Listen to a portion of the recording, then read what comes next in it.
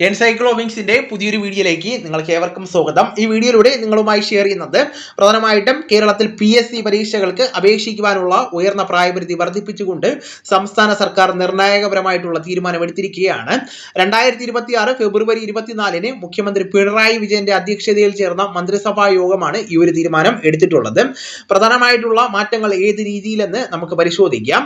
നമ്മുടെ വീഡിയോ ആദ്യമായി കാണുന്ന സുഹൃത്തുക്കളാണെങ്കിൽ ആദ്യമേ തന്നെ ചാനൽ ഒന്ന് സബ്സ്ക്രൈബ് ചെയ്യുക. അപ്പോൾ നമുക്ക് വിശദാംശങ്ങളിലേക്ക് കടക്കാം.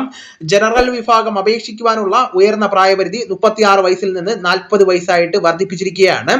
SC/ST വിഭാഗം പ്രായപരിധി 45 വയസ്സായിട്ട് ഉയർത്തിയിരിക്കുകയാണ്. OBC വിഭാഗം പ്രായപരിധി 43 വയസ്സായിട്ട് വർദ്ധിപ്പിച്ചിരിക്കുകയാണ്.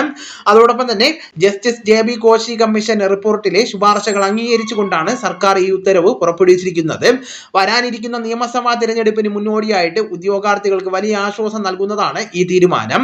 അതോടൊപ്പം തന്നെ ഈ ഉത്തരവിന് മുൻകാല പ്രാബല്യം ഉണ്ടായിരിക്കുന്നതല്ല. അതായത് പ്രഖ്യാപനം വരുന്നതിന് മുമ്പ് അപേക്ഷാ കാലാവധി കഴിഞ്ഞു പോയ തസ്തികകൾക്കോ നിലവിൽ നടന്നുകൊണ്ടിരിക്കുന്ന പരീക്ഷകൾക്കോ ഈ ഇളവ് ബാധകമല്ല.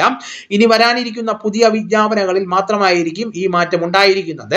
അതോടൊപ്പം തന്നെ യൂണിഫോം തസ്തികകളുടെ വിവരങ്ങൾ പരിശോധിക്കുമ്പോൾ പോലീസ്, എക്സൈസ്, ജയിൽ തുടങ്ങിയ യൂണിഫോം തസ്തികൾക്ക് ഈ ഒരു പ്രായപരിധി ഇളവ് ബാധകമാകുവാൻ സാധ്യതയില്ല. സാധാരണയായിട്ട് ഇത്തരം തസ്തികകൾക്ക് പ്രത്യേകം ശാരീരിക യോഗ്യതകളും പ്രായപരിധിയും 26 വയസ്സ് മുതൽ 28 വയസ്സ് വരെ നിശ്ചയിച്ചിരിക്കുന്നതിനാൽ അവയുടെ കാര്യത്തിൽ സർക്കാർ പ്രത്യേകം ഉത്തരവിറക്കിയാൽ മാത്രമേ മാറ്റം വരികയുള്ളൂ.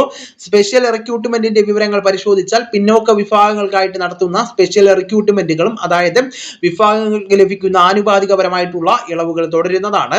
മറ്റു വിഭാഗങ്ങൾക്കുള്ള ആനുകൂല്യങ്ങൾ പരിശോധിക്കുമ്പോൾ ഇവർക്ക് നിലവിലുള്ള 10 വർഷത്തെ അധിക ഇളവ് പുതിയ പ്രായപരിധിയിലും ലഭിക്കുവാൻ സാധ്യതയുണ്ട്. നിലവിലുള്ള നിയമപ്രകാരം ഇവർക്ക് നിശ്ചിത ഇളവുകൾ ലഭിക്കുന്നതാണ്.